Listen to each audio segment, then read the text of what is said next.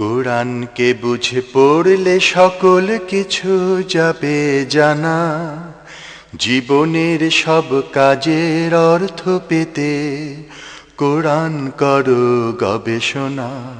কোরআনকে বুঝে পড়লে সকল কিছু যাবে জানা, জীবনের সব কাজের অর্থ পেতে কোরআন করো গবেষণা। যে কোরআন এনে দেবে মুক্তির বারতা, বুকে চেপে চুমু দিলেই তাকে হবে কি মানা। কোরআনকে বুঝে পড়লে সকল কিছু যাবে জানা, জীবনের সব কাজের অর্থ পেতে কোরআন করো গবেষণা।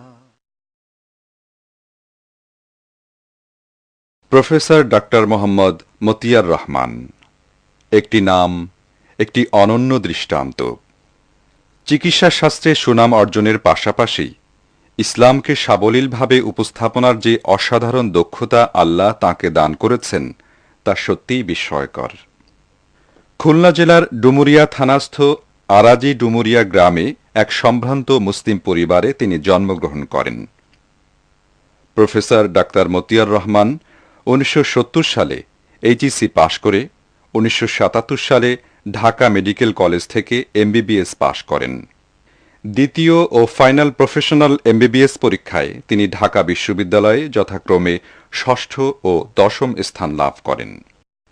তিনি 1979 সালে ইরাকের জেনারেল হাসপাতালে সার্জারি বিভাগে চাকরি করার পর 1986 সালে লন্ডনের Glasgow royal college of physicians and surgeons থেকে জেনারেল সার্জারিতে এফআরসিএস ডিগ্রি লাভ করেন। বর্তমানে তিনি ঢাকা ন্যাশনাল মেডিকেল কলেজ ও হাসপাতালের প্রফেসর অব সার্জারি এবং ল্যাপারোস্কোপ যন্ত্রের মাধ্যমে পিত্তথলির পাথর অপারেশনে এককভাবে বাংলাদেশের সবচেয়ে বেশি অভিজ্ঞ surgeon. Professor doctor Motiar Rahman সপ্তাহে নির্ধারিত দিনে নিউ স্কাটনস্থ ইনসাফ ডায়াগনস্টিক অ্যান্ড কনসালটেশন সেন্টারে চেম্বার করে থাকেন। ছাত্রজীবন থেকেই অনুসন্ধিৎসু মনের মানুষ প্রফেসর ডাক্তার মতিয়ার রহমান। তাই তো কর্মজীবনে এসেও হাজারো ব্যস্ততার মাঝে যখনই সময় পান বসে যান সকল জ্ঞানের উৎস কোরআনে হাকিম ও হাদিস শরীফ নিয়ে। আমাদের সমাজে ইসলামের নামে প্রচলিত নানা অসঙ্গতি ও ভ্রান্ত ধারণা দেখে জ্ঞান পিপাসু এই মানুষটি কোরআন হাদিস ও সঠিক আকলের সমন্বয়ে চালিয়ে যান গবেষণা কর্ম। একে একে রচনা করেন 30টি মূল্যবান গ্রন্থ। শুধু গ্রন্থ রচনা করেই তিনি ক্ষান্ত হননি, সংশ্লিষ্ট বিষয়ের উপরে তিনি শুরু করেন নিয়মিত সেমিনার। এসব সেমিনারে গবেষণালব্ধ বিভিন্ন বিষয়গুলো একে একে তুলে আনেন দর্শক শ্রোতাদের সামনে। শুধু দর্শক শ্রোতা, কোরআন রিসার্চ ফাউন্ডেশন প্রযোজিত স্পন্দন অডিও ভিজুয়াল সেন্টার পরিবেশিত আমাদের আজকের আলোচ্য বিষয় অন্ধ অনুসরণ সকলের জন্য শিরক বা কুফরি নয় কি? চলুন আলোচনা উপভোগ করা যাক। অন্ধ অনুসরণ সকলের জন্য শিরক বা কুফরি নয় কি? আর বাড়ানো নয়, আমি আমাদের প্রিয় গবেষক প্রফেসর ডাক্তার মতিয়ার রহমানকে অনুরোধ করছি আজকের বিষয়টি আপনাদের সামনে তুলে ধরার জন্যে। আমাদের প্রাণপ্রিয় অনুষ্ঠান কুরআনিয়ার 125তম অধিবেশনে উপস্থিত সম্মানিত সুধীবৃন্দ, আসসালামু আলাইকুম ওয়া রাহমাতুল্লাহি ওয়া বারাকাতুহু। সম্মানিত উপস্থিতি, আমরা অলরেডি এটা যারা আগে এসেছেন তারা এটা জানেনই যে আমাদের এই অনুষ্ঠান খালি যে আমি এখান থেকে বলি তা নয়। আল কোরআন যে পদ্ধতিতে তথ্য বক্তব্য উপস্থাপন করেছে আমরা ঠিক সেই পদ্ধতি চালু রাখার চেষ্টা করছি। আমরা আল কোরআন পড়তে যেয়ে দেখি আল্লাহ খালি একভাবে বলে যান নাই, মাঝে মধ্যে আল্লাহ প্রশ্ন করছেন। যারা পড়ছে বা শুনছে তাদের কাছে আল্লাহ করছেন, কুল হাল ইয়াস্তাবিল্লাযীনা ইয়ালামুনা ওয়াল্লাযীনা লা ইয়ালামুন। তুমি তাদের জিজ্ঞেস করো যারা জানে এবং যারা জানে না তারা কি সমান হতে পারে? এই যে জিজ্ঞাসা করা, মাঝে মধ্যে মানুষকে জিজ্ঞাসা করা, আলোচনার মাধ্যমে জিজ্ঞাসা করা, আসলে বক্তব্য তথ্য উপস্থাপনের ধারণা এটি হওয়া উচিত। যে সবসময় খালি বক্তব্য যে উপস্থাপন করছেন উনি বলে যাবেন, আর শ্রোতারা হয়তো ওদের খেয়াল করছেন না বা বুঝতে পারছেন না বা অন্যদিকে মন দিচ্ছেন, তা না করে যদি শ্রোতারাও কিছু বলতে দেওয়া হয় তাহলে তারাও প্রোগ্রামের মধ্যে থাকে, অনুষ্ঠানে থাকে, এবং তাদেরও যে নলেজ আছে সে নলেজ তারা ব্যবহার করতে পারে এই আলোচনায়। আমরাও ঠিক তাই করব, আমরা তাই করেছি, অতীতেও তাই করছি, আজকেও তাই করব। আমি খালি বক্তব্য উপস্থাপন করব না, আপনারাও করবেন ইনশাআল্লাহ। এভাবে আমরা চলবো, আমাদের প্রোগ্রাম চলবে ইনশাআল্লাহ। আমরা যথাসময়ে প্রোগ্রাম শেষ করার চেষ্টা করব। আল্লাহ আমাদের যেন যথাযথভাবে আজকের প্রোগ্রামটিও যথাযথভাবে পরিচালনা করার এবং শেষ করার তৌফিক দান করেন। আমরা আবার সবাই বলে আমি। সম্মানিত উপস্থিতি, আমরা দেখতে পাচ্ছি সাবজেক্ট আমাদের সামনে আছে, অন্ধ অনুসরণ সকলের জন্য শিরক বা কুফরি নয় কি? এই প্রশ্নবোধক এই প্রশ্নটির উত্তর আমরা আজকে আমাদের প্রোগ্রাম থেকে খুঁজব ইনশাআল্লাহ। এর উত্তর আমরা পেয়ে যাব অনুষ্ঠানের শেষ পর্যন্ত শুনলে জানলে। প্রশ্ন, এটি সঠিক না ভুল? অন্যের বলা কথা, দেয়া তথ্য বা বক্তব্য, করা অর্থ বা ব্যাখ্যা যাচাই না করে মেনে নেয়া ও অনুসরণ করাকে অন্ধ অনুসরণ বলে। অন্ধ অনুসরণের সংজ্ঞা বা ডেফিনিশন হচ্ছে এটি। কোনটি সঠিক? বর্তমান মুসলিম সমাজে ইসলামের বিষয়ে অন্ধ অনুসরণ চালু আছে, চালু নেই, সামান্য চালু আছে, ব্যাপকভাবে চালু আছে, বলা কঠিন। 4 নম্বর, আমরা ব্যাপকভাবে চালু আছে বলবো অথবা 4 নম্বর বলবো, তা বললেও হবে, সংক্ষেপ হয়ে যাবে 4 নম্বর। তাহলে ব্যাপকভাবে চালু আছে, আমরা সবাই বলছি, কোনো সন্দেহ নাই। কোনটি সঠিক? বর্তমান মুসলিম সমাজে ব্যাপকভাবে চালু থাকা অন্ধ অনুসরণে মুসলিমদের কোনো ক্ষতি হচ্ছে না, সামান্য ক্ষতি হচ্ছে, ব্যাপক ক্ষতি হচ্ছে, বলা কঠিন। এগুলো খুব সহজ তথ্য, সহজ কথা। সবাই আল্লাহ যে জ্ঞানটুক এমনি দিয়েছেন জন্মগতভাবে, এতে উত্তর দেওয়াই সহজে কথাগুলো। তাহলে কোনটি সঠিক? ইসলামের বিষয়ে অন্ধ অনুসরণ সম্বন্ধে প্রকৃত তথ্য জাতির সামনে তুলে ধরা কোনো দরকার নেই, দরকার আছে, ভীষণ দরকার, বলা কঠিন। আমরা এখানে উপস্থিত হয়েছে এই কাজটি এই অনুষ্ঠানের মাধ্যমে জাতিকে জানানো, বিশ্ব মানবতাকে জানানো, যাতে এই ব্যাপক ক্ষতির থেকে জাতি এবং বিশ্ব মানবতা উদ্ধার পেতে পারে, কল্যাণ পেতে পারে। আলোচ্য বিষয়টি বুঝতে হলে যে তথ্যগুলো আগে জানা দরকার। ইসলাম জানে না এমন মানুষ পৃথিবীতে আছে কিনা, এ তথ্যটি আগে জানতে হবে। ইসলামে মানুষের বিবেক বুদ্ধির বাইরে বা বিরুদ্ধে কোনো বিষয় আছে কিনা, এ তথ্যটি আমাদের জানতে হবে।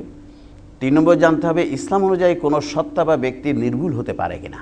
এই 3টি তথ্য যদি আমাদের জানা থাকে নির্ভুলভাবে, তাহলে এই প্রশ্নটির উত্তর বের করা যে অন্ধ অনুসরণ সকলের জন্য শিরক বা কুফরি নয় কি, এই প্রশ্নের উত্তর বলা খুবই সহজ।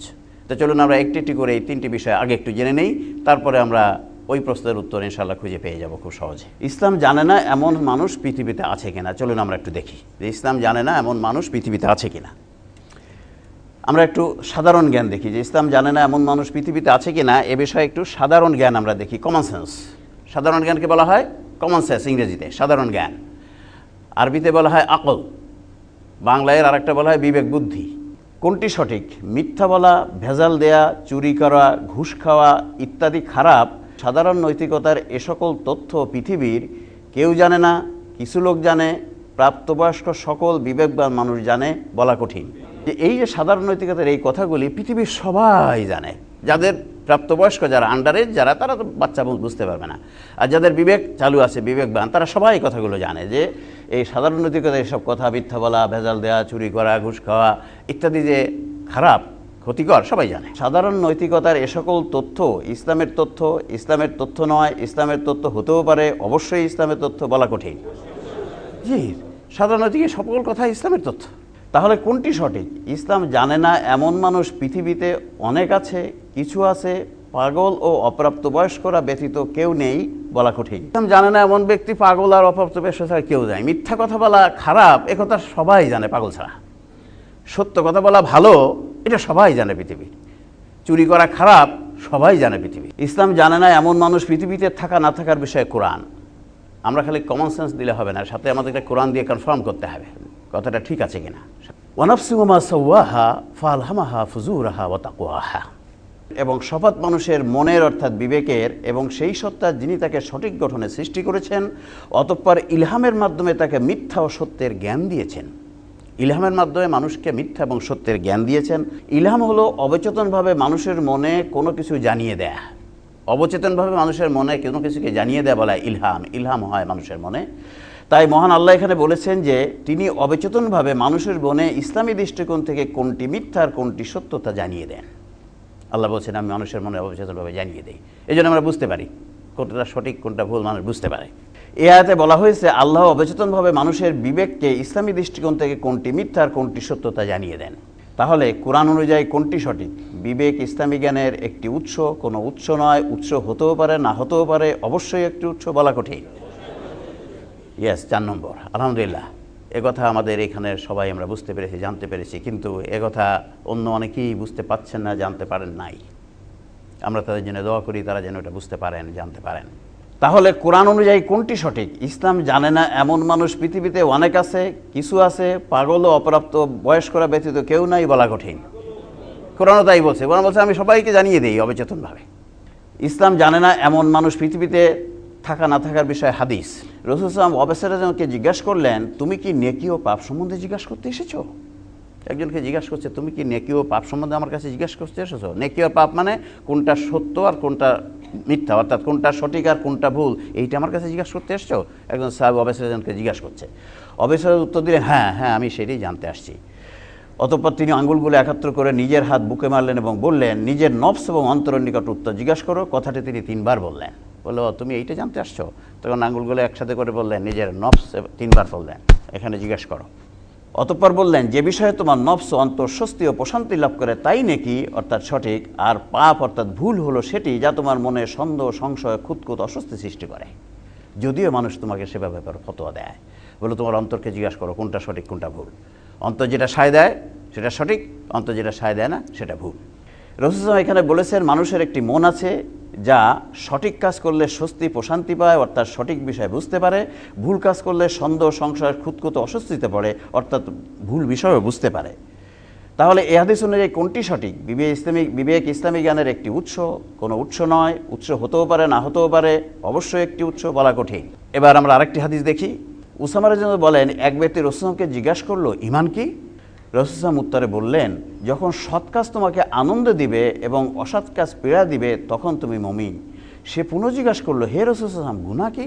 গুনাহ মানে ভুল কি, অসত্য কি? রাসূল সাল্লাল্লাহু আলাইহি ওয়াসাল্লাম বললেন, যে কাজ তোমার অন্তরে অর্থাৎ বিবেকে বাঁধে সেটি গুনাহ অর্থাৎ ভুল, তাই তা ছেড়ে দিবে। রাসূল সাল্লাল্লাহু আলাইহি ওয়াসাল্লাম এখানে বলেছেন, মানুষের বিবেকে যা বাঁধে তথা বিবেক যেটিতে সায় দেয় না সেটি গুনাহ বা ভুল, অর্থাৎ মানুষের বিবেক বুঝতে পারে কোনটি ভুল, পারে কিনা, বুঝতে পারে কিনা। তাহলে এ হাদিস অনুযায়ী কোনটি সঠিক? বিবেক ইসলামী জ্ঞানের একটি উৎস, কোনো উৎস নয়, উৎস হতেও পারে না হতেও পারে, অবশ্যই একটি উৎস, বলা কঠিন। তাহলে হাদিস অনুযায়ী কোনটি সঠিক? ইসলাম জানে না এমন মানুষ পৃথিবীতে অনেক আছে, কিছু আছে, পাগল ও অপ্রাপ্তবয়স্করা ব্যতীত কেউ নেই, বলা কঠিন। 3 নম্বর। সহজ, কথাগুলো খুবই সহজ। তাহলে কোরআন হাদিস ও সাধারণ জ্ঞানের চূড়ান্ত রায় কোনটি? ইসলাম জানে না এমন মানুষ পৃথিবীতে অনেক আছে, কিছু আছে, পাগল ও অপ্রাপ্তবয়স্করা ব্যতীত কেউ নেই।